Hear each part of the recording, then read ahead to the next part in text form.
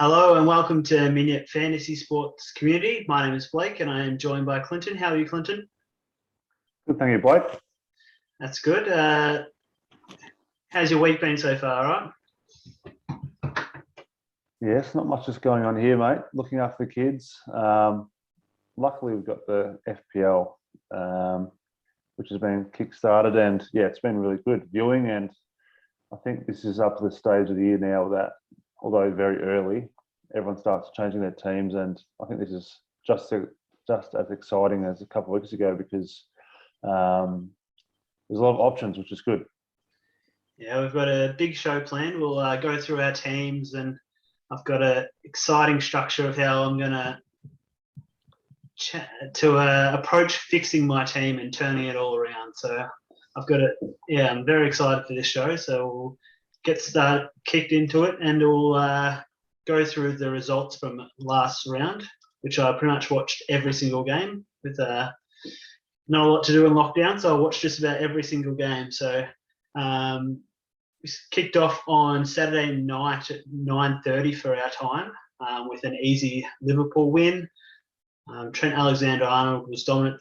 He was hitting up his teammates everywhere. Unfortunately, Mo Salah blanked. But other than that, it was a good game. Did you have anything to add about the Liverpool game there, Clinton? I actually didn't watch that one live. I was busy, but I did see the Mo Salah goal come through on my phone, and I was really excited. And then to see it chalked off was disappointing. But yeah, as expected, Liverpool got the job done.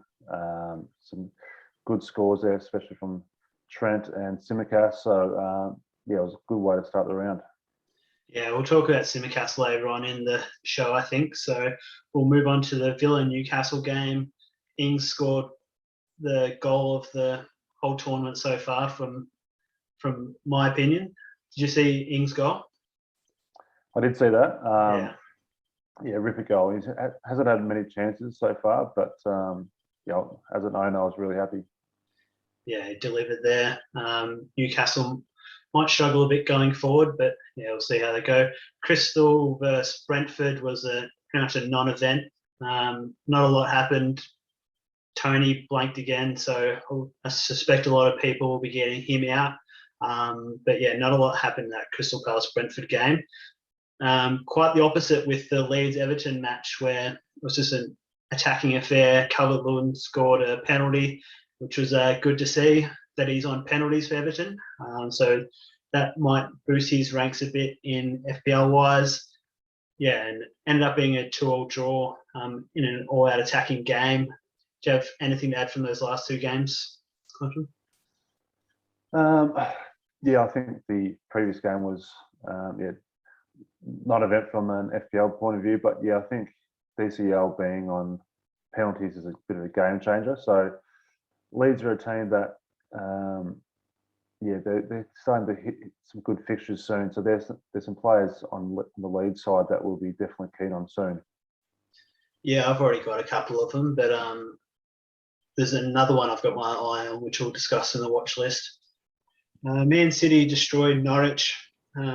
Could be a very difficult season for Norwich, but they've got the toughest fixtures of any club for the first three rounds. So it was expected. Mahrez came on with 10 minutes to go and scored for you, but with no KDB, anything could happen with Man City's lineup from week to week. In my opinion, it's very difficult to pick any of their players, but if you get it right, it could pay off. Norwich, I wouldn't touch any of their players at the moment. See, potentially, hopefully, their fixtures open up and we can get a good gauge of actually what they're going to do for the season. What a horror run for them to start the year. So I think it's just, I'm not sure who organised the fixtures, but they've been stitched up massively. And as expected, Man City filled their boots after a loss last week. Yeah, Liverpool, Man City, and Leicester this week, so it's a tough run. In a fixture that I didn't predict, I got the scores completely wrong, and it's cost me a few points. Brighton defeated Watford. I had both Sanchez and Bachmann as my keepers, and I chose Bachmann over Sanchez, which cost me 5 points in the end. And I didn't actually catch this game because I was watching. It was quite late at night. Have you got your eye on any Brighton assets, Clinton? Well, I do have Sanchez. I also had him on the bench, but I think it's just a reminder of how strong Brighton are at home. Watford were coming in full of confidence, but yeah, Brighton are a really solid defensive team. I'm not sure if we'd go towards their attacking assets, but yeah, defensively they're pretty strong. So I'm not surprised by the result. And yeah, there's a couple of Brighton defenders and the goalie, obviously, that we're watching at the moment. Yeah, absolutely. The upset of the round was Southampton having a draw with Man United. So yeah, Southampton got the first goal. They had their opportunities late as well. They could have even won that fixture, but yeah, it was quite an upset. They got a point each. Bruno blanked as well, so both Salah and Bruno blanked, which was devastating for a lot of coaches, but probably good for us that Bruno didn't do that, what he did in the first round. And I think it's just a fair reminder of teams rocking up. Just maybe you're not just going to rock up and win most games, and I think especially as I've suggested last week, that the home ground advantage, Southampton really lifted for that reason. And United, although watching the game, you'd think they were going to get on top of the second half. Yeah, as you mentioned, Southampton had a couple of chances late. So yeah, I think as suggested, the crowd's going to be a factor, and yeah, you have to really take that into consideration when you're trying to buy those players, whether they're home or away fixtures, because teams will find it more difficult away from home. Yeah, the majority, as you can see, the majority of the teams won their matches or at least drew, even against tough opposition. So yeah, the next game, Spurs defeated Wolves. Son was a big talking point from this game. He apparently had a niggle in the warm-up and he went off early. So I'd be watching him going forward. One of the biggest surprising things was Kane, who was started on the bench and actually played some minutes, which I was very surprised at.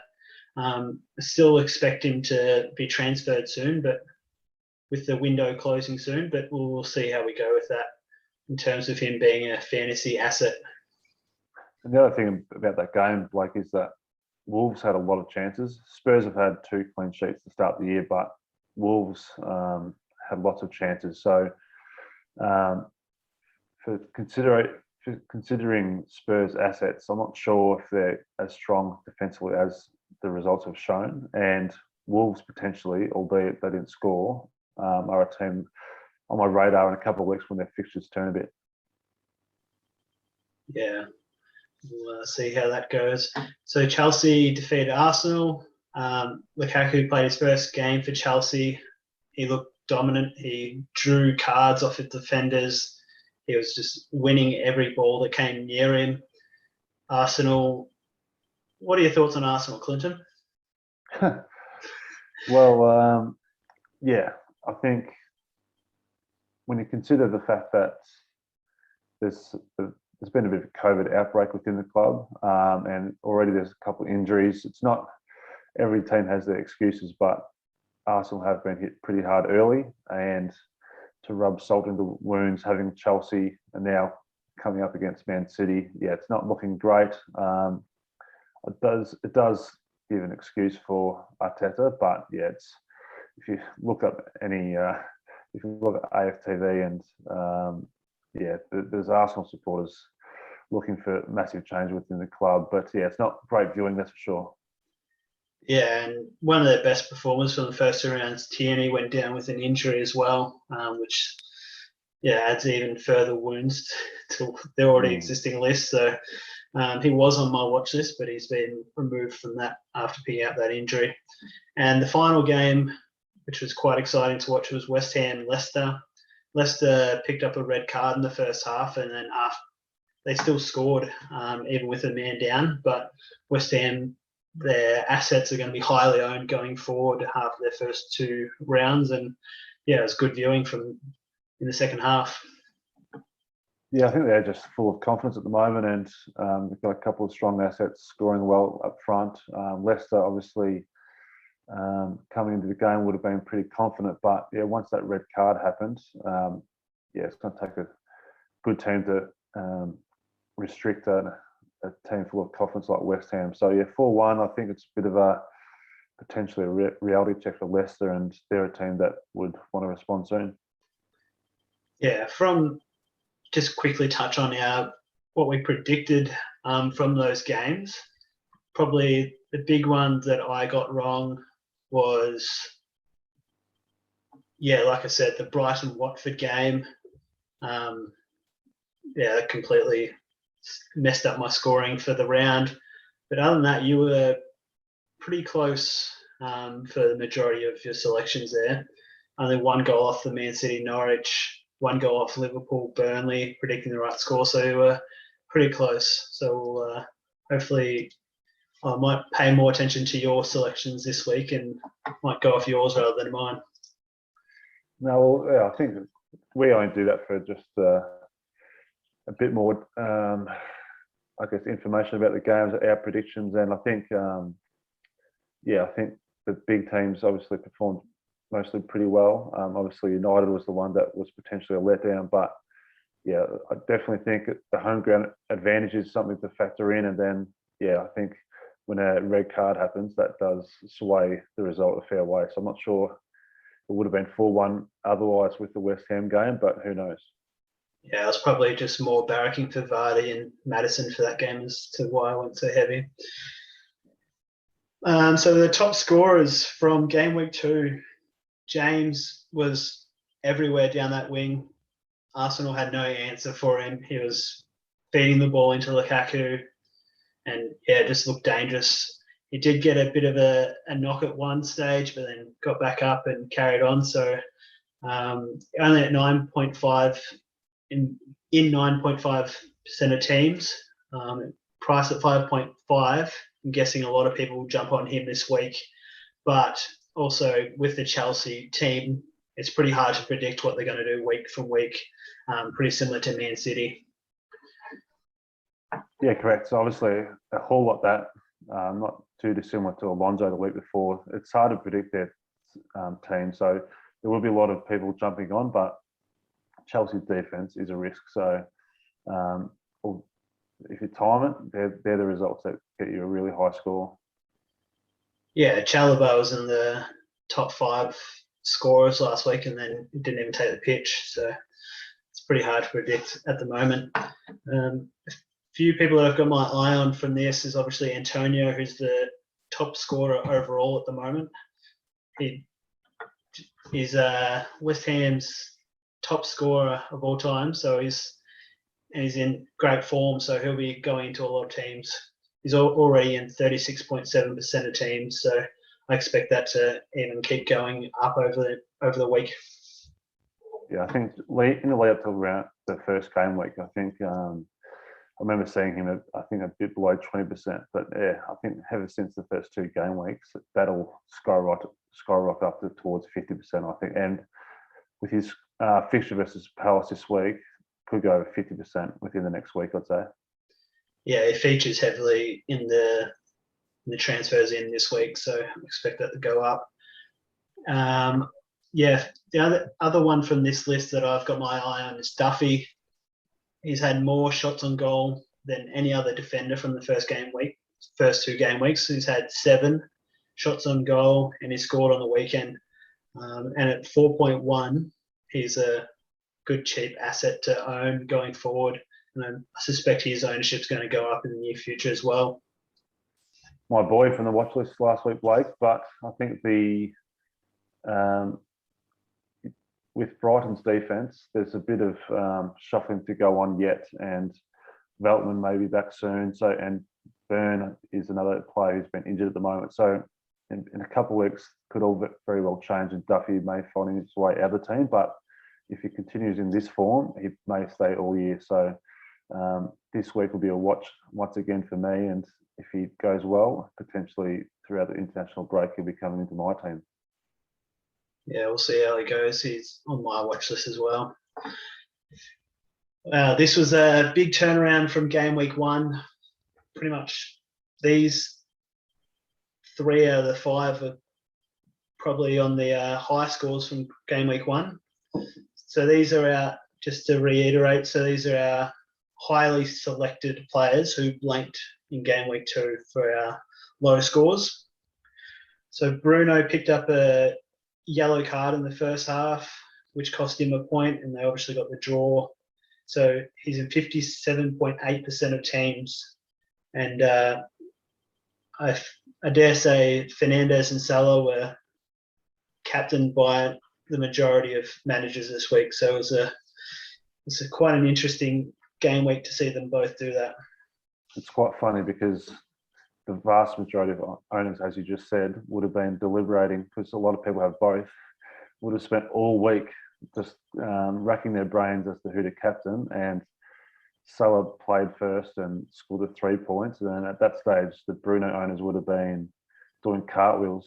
But then, unfortunately, he scored the 1 point. So it's funny how fantasy works at times. And just to emphasise from my team point of view, going in after the first night of fixtures, what I really wanted for my sake was Fernandes to blank, Son to blank, and Luke Shaw to blank, who's not on that list because he somehow got 2 bonus points. But they were the 3 I wanted to not score pretty much, and I was very fortunate that came through. So I was pretty lucky in that front.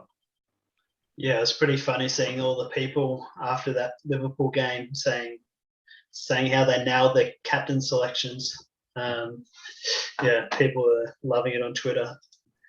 They were rubbing in Mo Salah captain's faces already without even seeing Bruno, and came back to bite them. Okay, so it's time to talk about my team and the disaster that it currently is. So, like I said earlier, having Sanchez on the bench instead of Backman cost me 5 points. Luca Dean didn't provide much for me again in defence. I'll still be holding him, but that's still devastating. Having Chilwell not play any minutes in the first 2 game weeks, he's got me 0 points in, and it's an expensive defender. He's cost me as well. So that's probably cost me a fair bit, having Chilwell as a defender not play any minutes. There's not many positives coming out of this team from game week 2. Just having Trent in the defense, which the majority of teams do, is the outstanding light in my team at the moment, because just looking at it now, I'm not seeing too many highlights. I thought Havertz played well, feeding the ball into Lukaku, so he was probably a bit unlucky not to score more points. But there needs to be some big changes going to my team, and I'll discuss shortly my plan on that. But yeah, as you can see from my ranking, 4,774,949th. It's not a great way to start the FPL season, but it can only get better from here, I reckon. Just with the... Continue. What were you going to say? I was just going to say, I don't think my team's that bad on paper, but they just have not been producing any points for me. Well, I'm glad to hear you're excited at the start, because I think that's the part of fantasy that now you can change it all up. But in reality, if you look at that team, there's a lot of good players.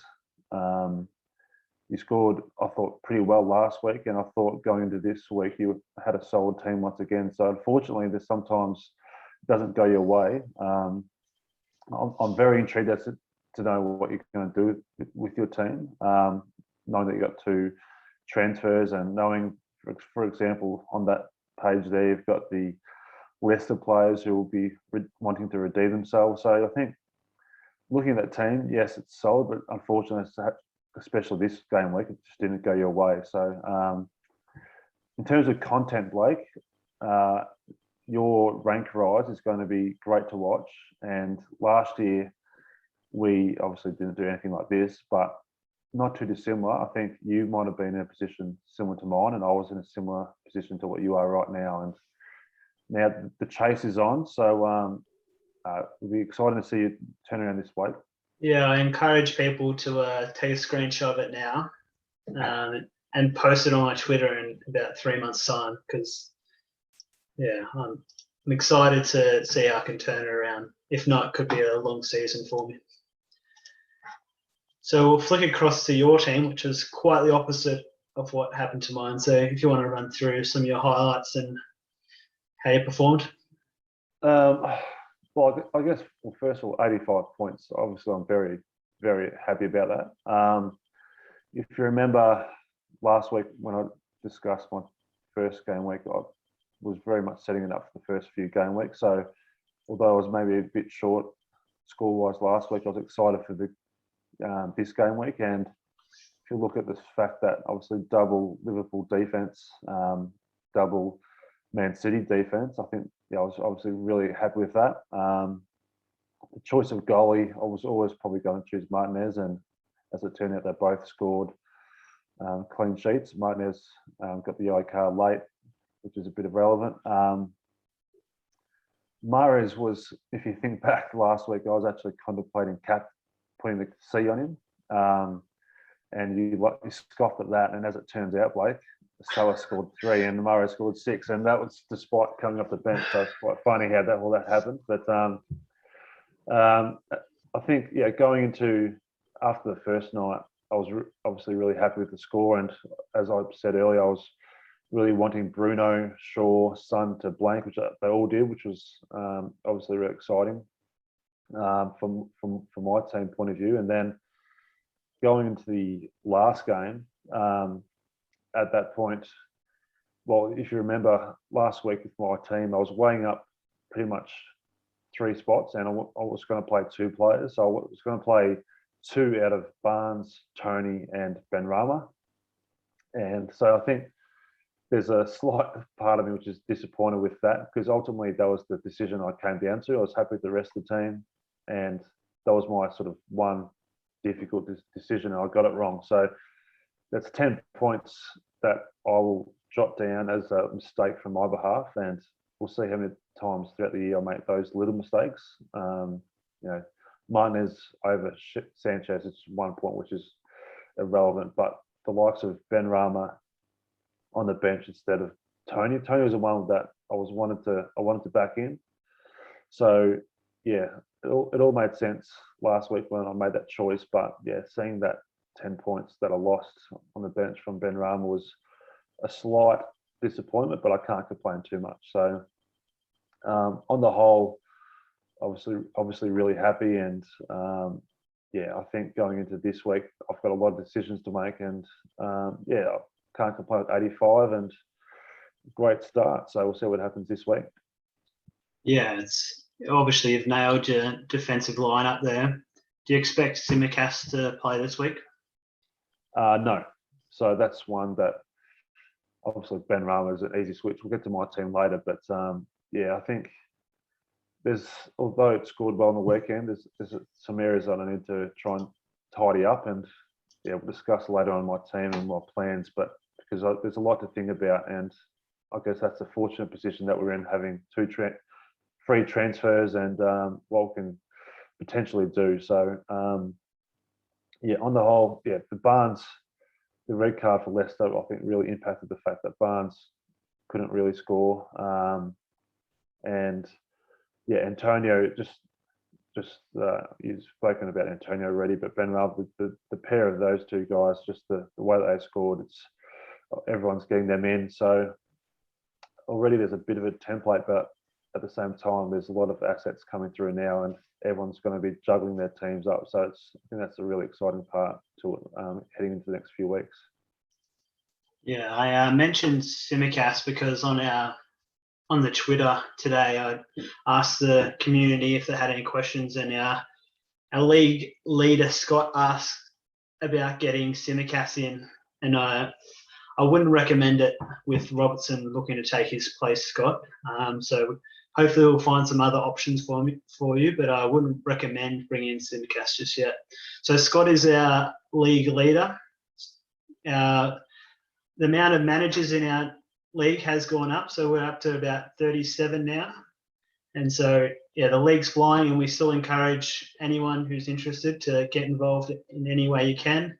Our highest score for the round was Jake, who had a remarkable 95 points. He's climbed up from about 33rd to 7th. So he's on the rise, and you're still there in our top 5 leaderboard, Clinton. You're sitting 4th.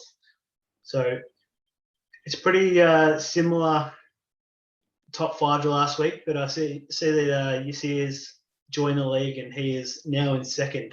So yeah, there's still time for others to rise up to the ranks and get into that top 5, but pretty similar to last week. And you'll see the league code on the screen there if you're looking to get involved.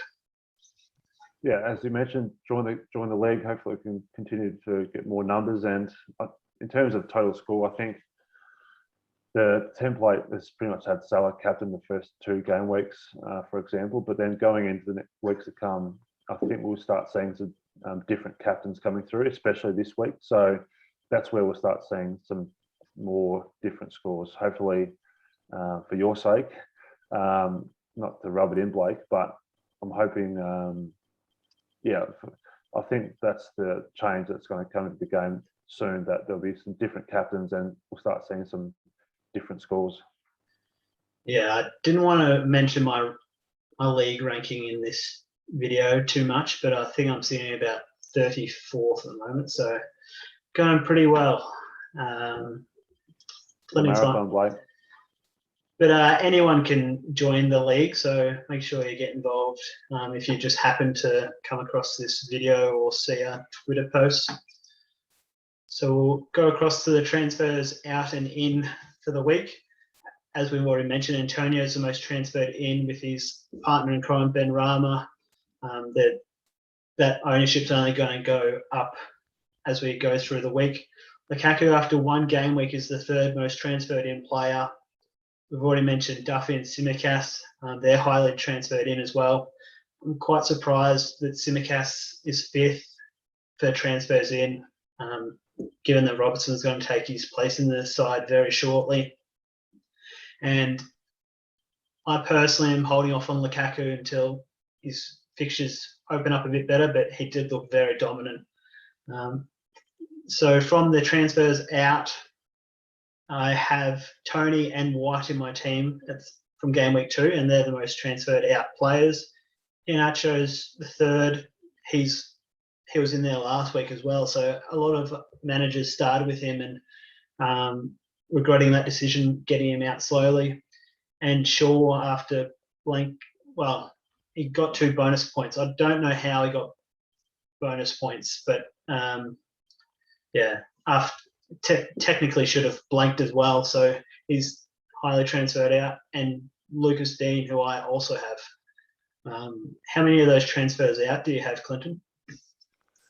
I have just the one there at Tony, the most. So it's something I'm definitely thinking about for this week.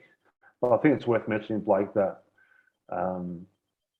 we're recording on Wednesday night this week. So last week we recorded late on a Friday night before the first game. So expect these numbers to almost double before the game week 3 happens, because a lot of people banked 2 transfers. So there's going to be a lot happening in the transfer market, if you want to call it that. And the players like Antonio and Ben Rama will continue to go up this week. So this is the time of the year, as I said, that there's a lot of changes. The prices start fluctuating up and down.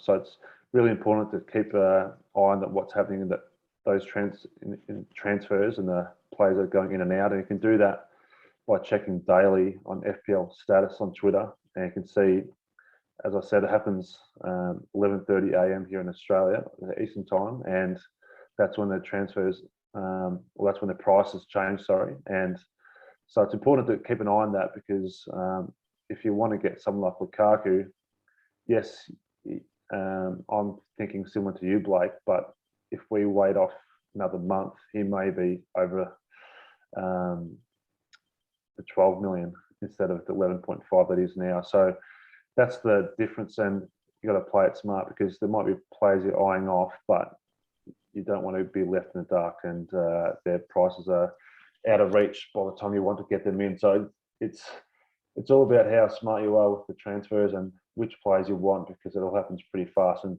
right now, there's so many people who are playing the game. There's lots of transfers, which is why, for example, with Simicast, there's a lot of transfers in, because the casual players out there might be just noticing the fact that he's scored really well in the first 2 game weeks. He's cheap, let's get him in.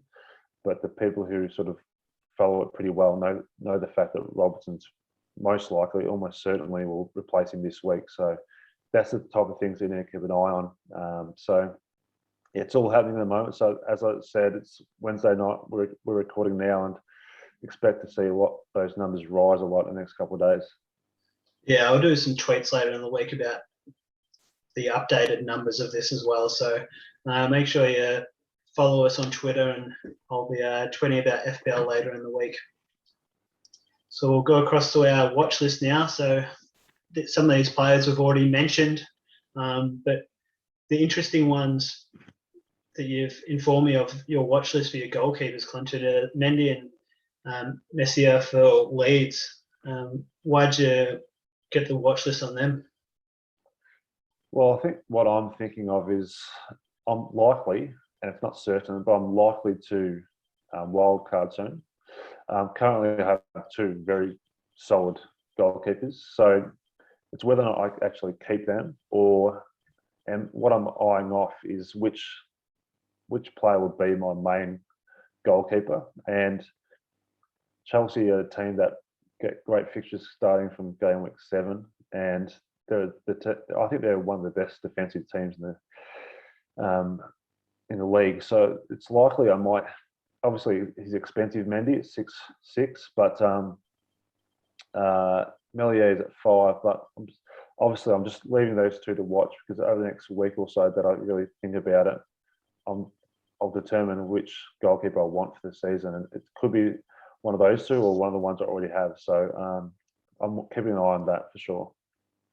Yeah, from my perspective, the goalkeepers, I'm not likely to wildcard anytime soon, and I'm pretty happy with Sanchez and Backman going forward at the moment. Tottenham have been keeping clean sheets, but as you mentioned, that might not continue going forward. So I sort of keep my eye on him, but at the same time, I'm pretty happy with my keepers, unless I was going to wildcard similar to you. Defensive-wise, you've kept Creswell on your watch list. We've both got Shaw on our watch list. I'm predicting his price should go down with his transfer out numbers. And once their fixtures open up a bit better in the future, he might be on my watch list as well. I thought he was unlucky not to score more points in the game week 1. And you've added Rudiger and Livramento to your defensive watch list. Do you want to just add some points about them?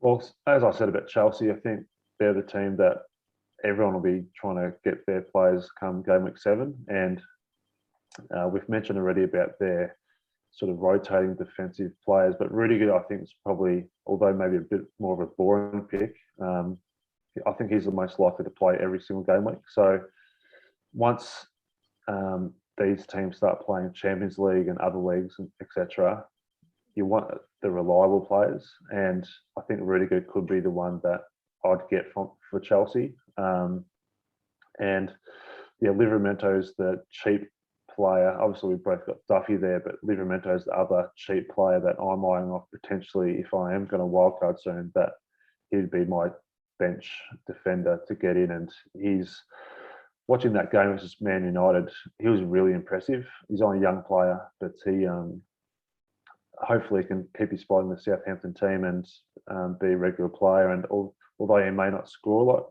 he may get the occasional clean sheet. And yeah, he's someone I'm eyeing off for sure. And just one more thing on Shaw. Man United actually have a pretty tough run right up until about game week 13. So we've got a couple of good fixtures coming up, but post game week 13, they all of a sudden from game week 13 to 27, they've got unbelievable fixtures. So sure, although he's on my watch list, I'm not certain that he's someone I'll get in over the next maybe even couple of months. But if they continue to let it go in here and there, and potentially by the end of November, he's someone hopefully who's a bit cheaper, and I'll get him in at that stage of this season. Yeah, we're going to discuss chip strategy a bit later on, but that's probably my wildcard thinking at the moment is around that sort of 12 to 13 game week where Man United's fixtures open up. So I'm probably more looking at him for that stage as well. In the midfield, we've got pretty similar watch lists. We're both looking at Son, but with that niggle he's picked up, it'll be interesting to see if he plays this week, let alone scores. So he'll be on the watch list for both of us. Mount was looking good for Chelsea, linking up with Lukaku as well and Havertz. But with that Chelsea starting lineup, they've got some good players on the bench. So it'll be interesting to see if he keeps holding his place in the future weeks. Pogba, another Man United player, but he's a cheap midfielder who's been delivering. And Rafinha, he was looking solid for Leeds and scored a very impressive goal from outside the box. So, they're the players that we're both looking at. You still got two more Man United players in your midfield that you're looking at, Clinton? Well, yeah, I think even as soon as this week, I'm eyeing off potentially getting a Man United player in, and I'm really tossing up which one that could be, and I may go 0, but obviously Bruno's there, who is a potential. If I do that, I might even swap him out for Salah. I don't know. I'll just discuss that later. So, so they're obviously a really attacking team, Man United, and I think potentially over the next few game weeks they'll continue to score well, and I would like to have a piece of that, and currently I don't. So that's why I've got 3 there. And Torres is one who in terms of Man City, they're a team that, as we know, can rotate pretty heavily. The big watch is the fact that Harry Kane potentially could be going there. Who knows what will happen there? It's big, maybe. Obviously, there's different opinions about that right now. But Torres is a guy who potentially, if Harry Kane does not go to Man City, he could actually be their starting striker for quite some time. So they're a bit of a watch in terms of who's going to be trying to be that more reliable asset, and Torres could be one who could be going under the radar because he could be their starting striker for the short term. Yeah. When does that transfer window end, Clinton? I think it's about a week's time, but don't hold me to that. But it's in between it's after this game week. Over the international break. It's over the international break, yeah. Yeah, so by game week 4, we should know what's going on there. But even then, if Kane does transfer across, you're still probably unpredictable of what their lineup's going to be looking like when he does come into their squad. So we're both looking at Lukaku as a striker, but I'm going to hold off one more week until this Liverpool fixture's passed, and then I'm thinking he's in my plans for the next 1 or 2 game weeks. Are you similar? Can you get to hit Lukaku pretty easily, or? I dare say to be only if I'm wildcarding, and as I said, I'm still not sure if that will be happening or not. And yeah, I think over the course of next month, Chelsea have a couple of more difficult fixtures, but he's the type of player who could score against every single team. So he's definitely, I'm watching him closely. It's whether or not the likes of Calvert-Lewin, who's on my watch list, who I don't have, he could potentially score just as well over the next month, and obviously a lot cheaper. So there's a lot to think about, and I think this is the exciting part about this year. There's so many, this season compared to last, there's a lot more going on, and there's a lot of unknowns like Kane. Kevin De Bruyne is coming back soon, and a lot of people don't have Son, for example, and Lukaku's obviously just come in. So there's a lot going on, and I think that's the exciting thing. And the other player I have there is Armstrong from Southampton. He's a potential cheaper forward option if I want to go down that path. And it all depends on what type of forward structure I want. And potentially he's the player that, obviously, the fresh face in the Southampton outfit, and he looks really good. So at his price, I think he's underpriced for what he's delivering at the moment. Although he hasn't scored a lot of FPL points, I think there's a good potential that he could. So he's one I'm watching for sure. And just going back to your midfield players that we haven't mentioned yet, Blake, could you explain a bit more about those players quickly? Yeah, so I was just about to touch on that because you can't really own Trent Alexander-Arnold, Bruno, Salah, Lukaku, and have another expensive forward. So I need to consider these sort of cheaper midfielders so that I can afford Lukaku in the future. So Jota's been performing well for Liverpool. He's been starting over Firmino, and he's looked dangerous around the box. So he's been solid. Grealish I'm just going to keep watching for the moment because Man City's lineup's pretty unpredictable, but he has been starting and playing pretty well. He scored a fortunate goal on the weekend where it sort of just came off his knee accidentally and it went in, but he did score some points there. And I think it's Kenos who, for Brentford, scored well in their first game week and is one of the top scorers overall at the moment. So I'm just keeping a quiet eye on him as a cheap option in the midfield because, like I said, you need that value to come from somewhere to get to Lukaku and Salah and Bruno. So they're on my watch list in the midfield because I potentially need that cheaper midfielder. And Antonio as well. He's on my watch list. You've obviously got him at the moment, but I don't. He's still on my watch list. I'm hoping to get him in 2 weeks as well. So hopefully I'm going to have Lukaku, Antonio in 2 weeks as well, which I've already made plans for if everything goes my way. And Ings is sort of that backup forward for Calvert-Lewin and Antonio because he's been performing well as well. So, yeah, as you said, there's a lot to consider there. And I've sort of made a plan going forward of what my team's going to look like over the next 4 weeks and how I can afford to get to different players. But I'll discuss that in a minute when we get to my team. So we'll just quickly touch on the fixtures for this week and our predictions of what's going to occur. We both have Man City to beat Arsenal convincingly. Arsenal's not putting out much of a fight and they're a bit depleted at the moment, as you mentioned. It's tough to figure out who the Man City starting lineup's going to be, but you know they're most likely to score some points the way they've been playing. And yeah, so we've gone pretty similar with our predictions of what's going to occur. We both have Leicester to beat Norwich convincingly. I've got Everton assets, so I'm hoping they beat Brighton, but I know you're pretty keen on Brighton's defence at the moment.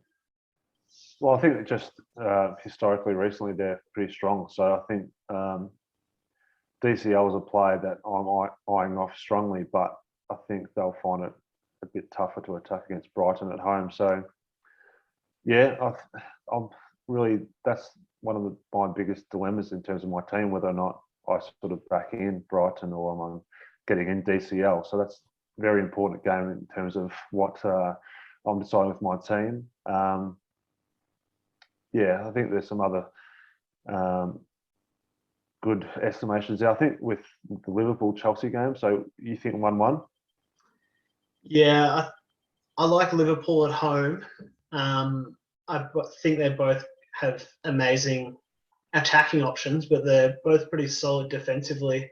I think Liverpool's potentially got the assets to contain Lukaku. And I expect their defenses to hold up. It's going to be the game of the round, in my opinion. I can't wait to watch it, even though it is at 2:30 at night. I'm excited to watch that one. And yeah, sorry. Yeah, just touching with the Wolves United game once again. So that's sort of feels like there's a bit of deja vu with last week with Southampton at home, because although I've estimated that'll be 1-3, I think that there's potential that could be a low scoring again. And that's what I'm really unsure about, what's going to happen in that game, because Man United will want revenge, I think, after last week, and they'll want to come out with a strong attacking mindset. But Wolves, I think, as mentioned, are structuring it pretty well in the defense. So I think that's another one which will determine people's FPL points this week, whether or not Bruno goes off or he gets restricted again like last week. So that's a really interesting game for people's scores this week. Yeah, I suspect Bruno owners will be captaining him this week, even though he blanked last week. Just with Liverpool playing against Chelsea, it's tough to find a solid captain option this week. Yeah, it will be quite. I look forward to hearing who you're going to captain this week. So we'll go across to my team, which I'm very excited about to reveal to the community how I'm going to turn this around from my 4.7 million ranking. I'm excited too, Blake. Okay, so this is the first time you've seen this, but what I've done is I've traded out Maddison for Ben Rama, which has created a 0.9 value, and I've used that value to go Tony up to Calvert-Lewin. And so there's my free transfers gone, and I've also taken an additional hit. Cool. So I've also got in Livramento, who you discussed earlier on your watch list. So from your watch list, I've got Calvert-Lewin and Livramento in this week. It's a calculated risk getting this value now, because I think Ben Rama's price was going to go up even further. Livramento, I expect his price to go up. Calvert-Lewin's, I expect their price to go up. And the strategy is to move Vardy to Lukaku next week. And so I've got that cash value sitting there for next week, for the next game week, ready to go. And people are jumping off Vardy, but he is my captain this week with probably the best fixture of the round from my team. So I'm excited to see what Vardy can do, and if he's not in a lot of teams, so if he can produce the goods for me, that's how my team's going to bounce back. And it's easier for me to go Vardy to Lukaku than it's going to be for most sides getting in Lukaku. So, yeah, what do you think? Well, very bold, Blake. So with first question I have for you is, obviously you've got DCL in. So for that reason, is that why you've benched Sanchez?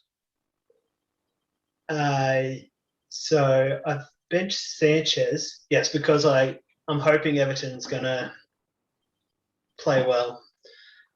Got Lucas Dean and Calvert-Lewin now, so and also with Son's niggle at the moment, I think it's going to be difficult for Tottenham to score. So I've chosen Backman. I'm expecting it to be a low-scoring affair, so I've gone Backman over Sanchez. So sort of double reason there, because I've got Calvert-Lewin in and because of Son's injury. Yeah, that makes sense. Now, the biggest question I have for you, This will be good. who did you bring in Livramento for? Chilwell, who hasn't played a single minute. And did you need to do that to bring in the others? Like, did that have to happen to afford DCL or? Yeah. So I needed. So that was the first moves I made. I used my value from Chilwell to Livramento to use that value to get in Calvert-Lewin from Tony. And then after Ben Rama went nuts again for a second week, his price was going to go up. So I needed to get him in to have his value for next week.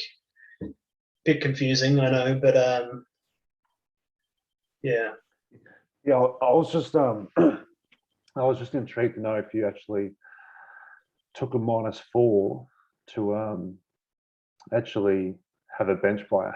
That's what I was intrigued about. So Yeah, it's because I already made that trade to get in Calvert-Lewin because I thought Calvert-Lewin's price was going to go up. And then Ben Rama played on the Tuesday morning. Yeah, and when he went crazy again, his value was going to go up by so much. So well, Blake, yeah, I like the fact that you've got Vardy as captain because that's going to be a big differential going into this week. So good luck with that.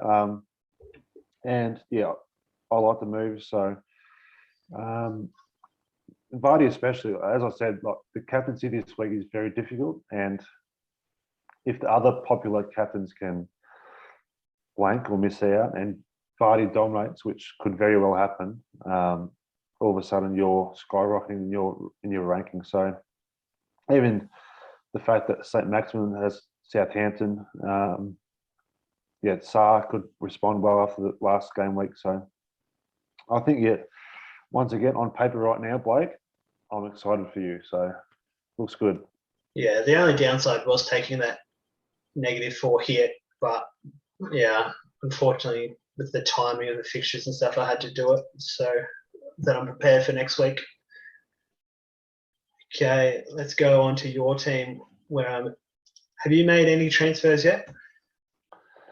No, so that's why it's probably a bit bland just watching or looking at the same team from last week.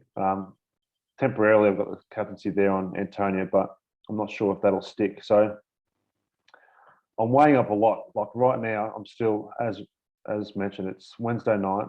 We've still got a couple more days. So I think in previous seasons, I would have just gone for it and maybe gone really aggressive with my transfers to attack the prices. But this year, I'm sort of trying to be a lot more patient.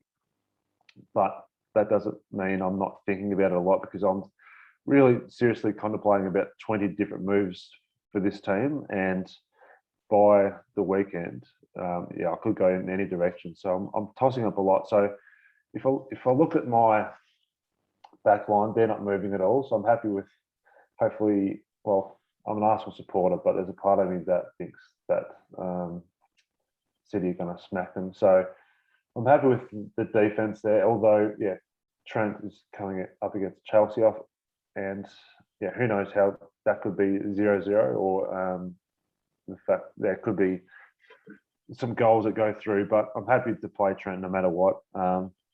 If I look at Barnes, I'm happy with Barnes. There's a lot of people transferring him out, but the fact that they play Norwich, I'm very happy to keep him for at least one more week. Obviously, Antonio and Ben Rama aren't going anywhere. Ings has a good fixture against Brentford, although they haven't been scored against yet. So they're the players that for me are locked in. I've got two good goalkeepers. I'm not sure which one I'm going to start yet, because the main thing I'm considering is Mo Salah, Mahrez, and Tony are the three spots that I could make two moves and work out if I want to change someone. There's cases for all three of them just to stay in. Like for me, Tony's a player that's been heavily transferred out, but he's a player that a lot of people started with because he came from the Championship with lots of scoring potential. They come up against Arsenal and won the game. He played well but didn't score. And then obviously on the weekend they played Crystal Palace, who were rock solid in defence and almost set up for a game to be 0-0. So Tony's a player that I'm tempted to get rid of, because I think over the course of the next month he won't be my team. But there's a part of me that just thinks if I get rid of him, although Martinez is currently in goal, it's likely that I might swap over with Sanchez and actually back in the fact that Tony's going to score this week, because I just feel as though that's going to happen if I trade him out. So that's one I'm still weighing up for that reason. And the other reason is, as part of that equation, is the fact that Sanchez plays against Everton, and I could very well be eyeing off Calvert-Lewin, who I do want over the next couple of months. So it's a big dilemma with my goalkeepers, because that sort of stems to the fact that whether I play Tony or Calvert-Lewin. And the other serious considerations I have is Mahrez started the first game week. I think missed a chance versus Tottenham. And on the weekend, he was benched, came on, scored. So the big question for me is, I don't really trust him going forward, because it's hard to trust that he's going to start. So, but in saying that, there's a part of me also thinks if I get rid of him, he'll start this week versus Arsenal and he will score. So I have to make a smart decision here on that one. And the other thing is that I'm considering is obviously Liverpool play Chelsea, which is a tough fixture, and I don't have any Man United assets, and I'm really considering the fact that Bruno is a player that if I bring in, I could captain. So there's a lot going on, and I'm weighing up different Man United assets. So there's potential that I make 2 transfers, or there's a big factor is am I actually going to wildcard throughout this international break, because that could determine if I make 1 transfer going into this week or use my 2 and attack this game week knowing that I'm going to wildcard anyway. So there's a lot to think about. It's only Wednesday, and I've been pretty strong-willed to make sure I haven't transferred yet, because I really want to make sure I get this right, because I don't want to ruin my season so early because I just made a quick decision early in this game week. So I've taken my time, and I'm hoping I hear some news about team selection, whether it be Mahrez, whether it be something like even Son. I was weighing up last week. I was potentially going to get him Son for this game week, but with that hamstring news, I'm not so sure about him anymore. So there's a lot I could do. So I've left my options open, and it's likely that I'll make 2 transfers potentially between the likes of Salah, Mahrez, and Tony. So that's the long-winded answer to say that I'm not sure what's happening yet, Blake, and I'm being, as I said, pretty strong in the fact that I want to hold off until maybe Friday or Saturday to make sure I get this right, because I don't want to ruin my season by making a quick decision. And as I said, someone like Mahrez or Tony, I've got rid and they've scored, and I really, really regret it. So that's where it sits at the moment. What do you think? So you're not really telling us what you're going to do, but so I'll have to hit you up on Twitter later on the week and see what you ended up doing. I'm far from. As I said, in previous seasons I would have just done it already and chased the value. But for me this year, I'm not as worried about value. I think Simicast is someone I will get rid of soon, just to grab that 0.1. He's already gone up 0.1. And yeah, Smith Rowe and Barnes went down in value today. But yeah, I think that's the negative of us filming of this on a Wednesday, is that I'm leaving my options still open. And I'm going to be reliant on team news to really make sure I make a good decision. Yeah, my concern at the moment is if, knock on wood, that Man City decide to rest Cancelo, and you've got Simicast and Veltman on your bench who potentially might not play, you might end up with a donut. Yeah, I think that's a risk potentially I'd be willing to take. Veltman's definitely not playing. Simicast is highly likely that he won't. But in saying that, that's a good segue, Blake, because I am really, really considering a differential captain. So last week you scoffed at my Mahrez suggestion, and it shouldn't have worked. well, in the scheme of things, it actually did. So this week, Salah's got a tough fixture. I may end up getting Bruno, and if I do that, I'll be captaining him. But yeah, if I don't, I might get Greenwood as a cheap alternative in the Man United attack. as you mentioned last week, that you didn't see Arsenal scoring. I don't see them scoring versus Man City. And Cancelo is a player who, when they were flying at times last year, he was a player that got attacking returns as well as clean sheets. So he's a type of player who could score a goal and get an assist and get bonus points.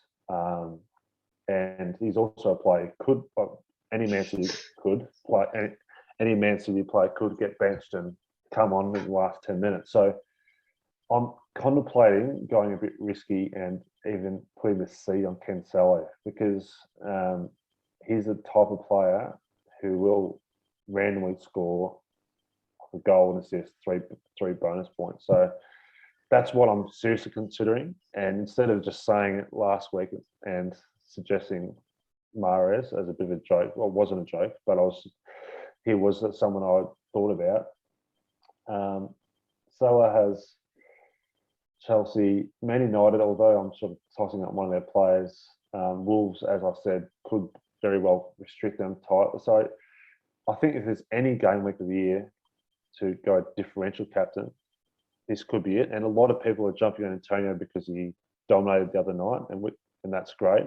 But there's every chance that he may blank this week, and everyone's put the C on him. So this week is the one that, in terms of differential captains, this is the week that could pay off immensely. So that's the player who I'm weighing up captaining, which is someone you just suggested could get benched. So we'll see how it pans out, and there could be team news. And I haven't got anywhere near close to my transfers yet. So the captaincy will wait, obviously, until I decide my transfers. And it could be a Man United player. It could be, it's on Antonio at the moment, but I'm leaning towards going a Man City defender. Okay, I'll hit you up on Twitter. So everyone just stay tuned for your I could talk about this all night, Blake. Your bigger team reveal. 3 days. Yeah.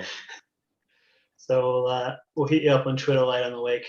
So to wrap up the show this evening, we'll just touch on chips quickly because we have gone a bit over schedule. So we'll go on chips quickly, what each of them do, and how we plan on using them. You've already used your bench boost, which didn't necessarily pay off.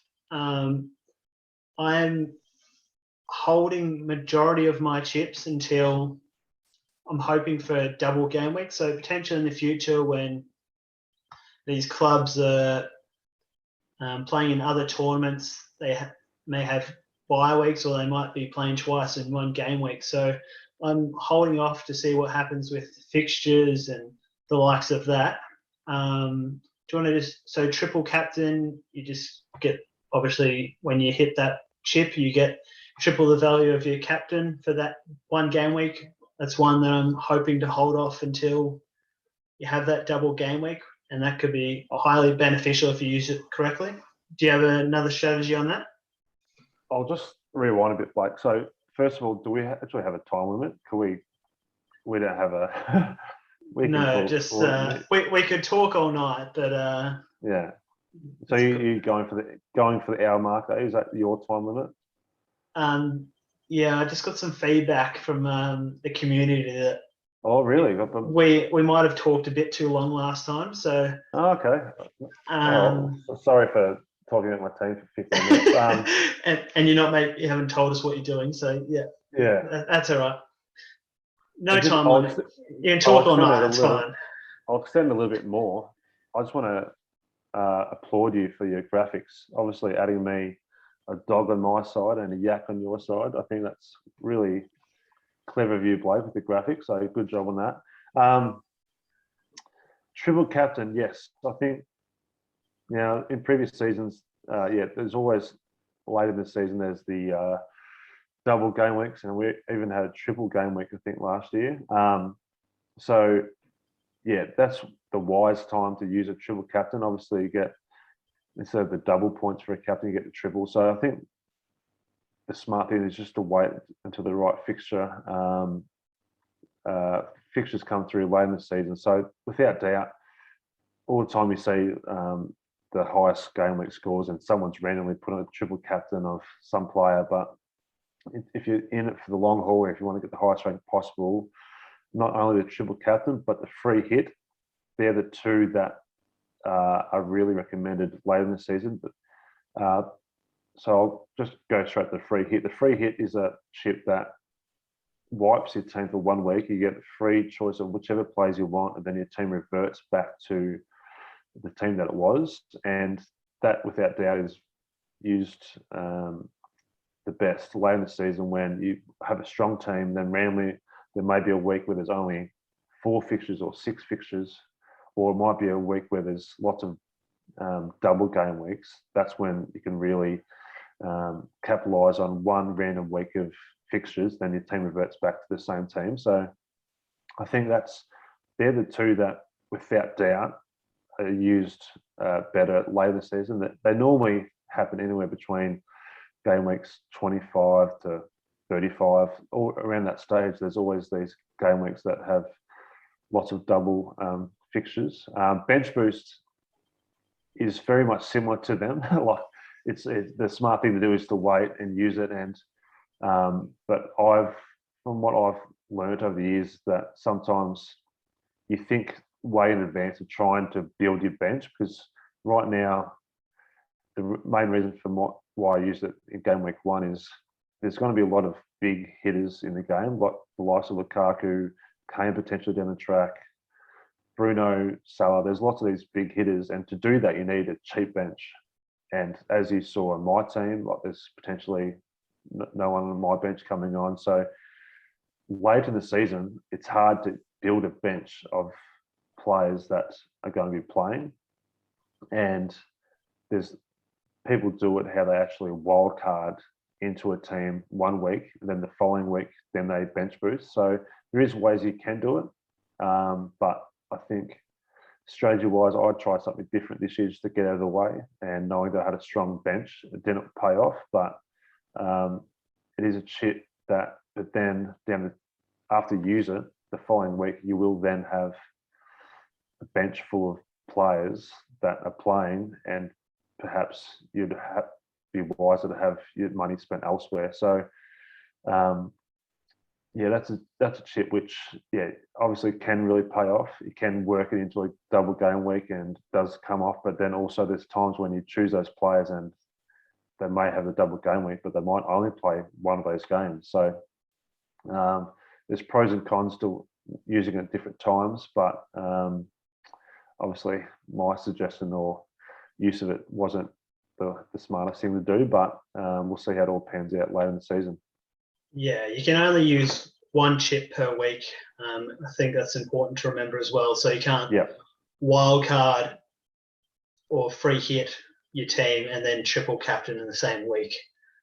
So you sort of got to think in advance as much as you can in that regard. I think, yeah, you just touched on it there. That's how I've managed to not succeed with my chips in the past, is I've targeted those double game weeks. I might have triple captain KDB when they got a double game week. He plays half of the first game, gets injured, and then didn't play the second week. So if they pick up an injury in that first game week, in that first game of that week,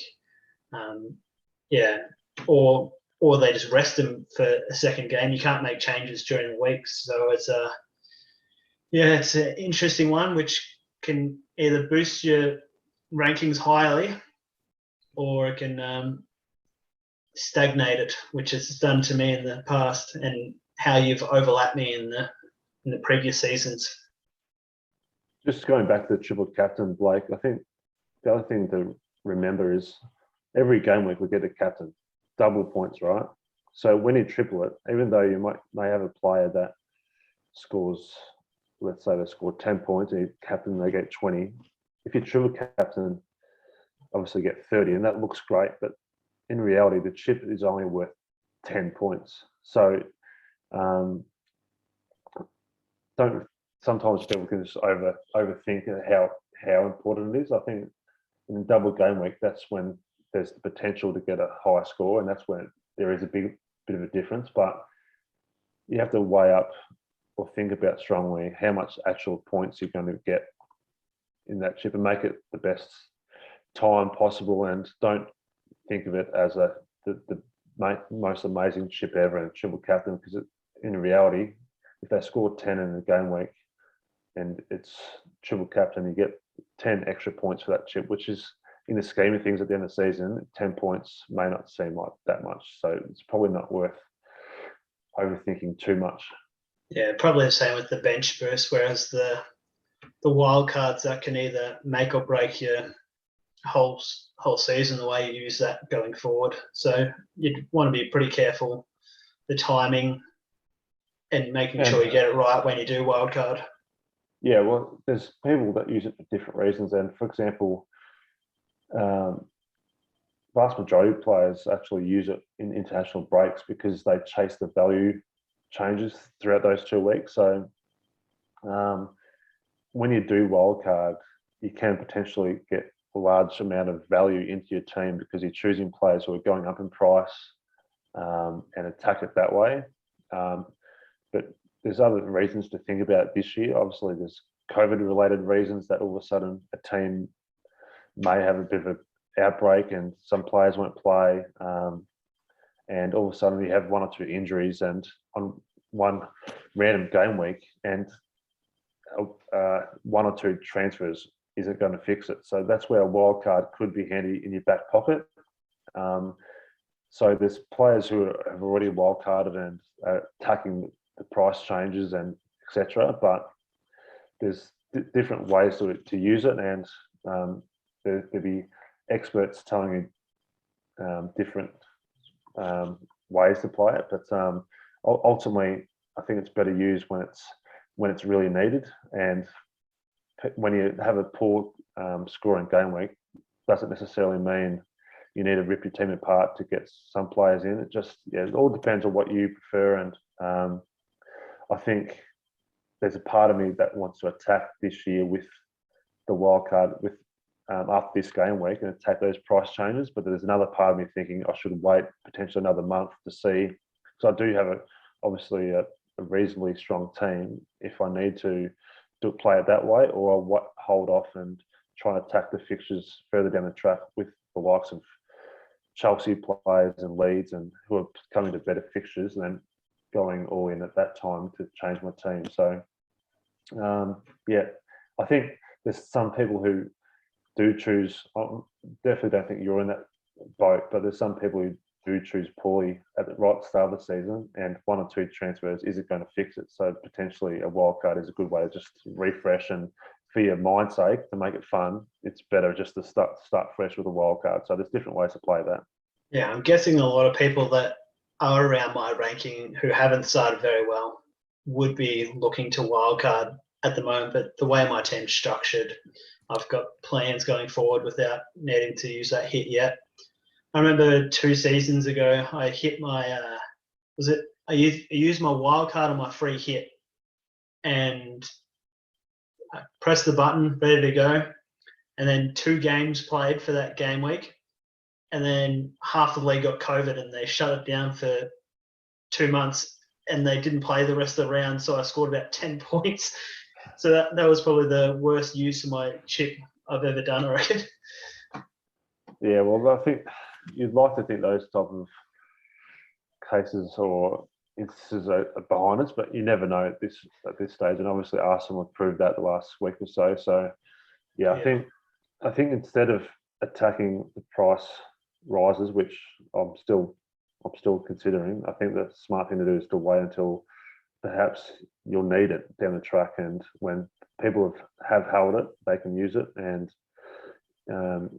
yeah, just remember how we've got 1 wild card this year, pretty much until the end of December. Then into the new year in January, that's when we get the other wild card. So there's different ways you can use it. Obviously, people attack the price changes, but I think there's different circumstances why you should potentially hold it longer. Yeah, hopefully these chip strategies have been informative. If you've got any questions about it, just hit us up on our Twitter feeds. But yeah, hopefully this segment's been informative for you. If you have any other questions, just hit us up on there. So I reckon that'll wrap up our show for this evening content. Like always, we encourage our community to join our league, to like and share and do all that kind of stuff with this video. Subscribe. Yeah, definitely subscribe. We're getting pretty high up there with the subscribers now, so we encourage our community to join in and be a part of it. So we look forward to seeing your comments on Twitter and on the YouTube channels, and we'll get back to you shortly, and hopefully we'll be able to have a good game week. That's right, Blake. Good luck this week with your team. You're all locked in. I'll be deliberating my team for the next about 60 hours. So I can send you through my team and we'll see how we score this week. Good luck. You too, mate. Sounds good. We'll speak with you soon. Bye.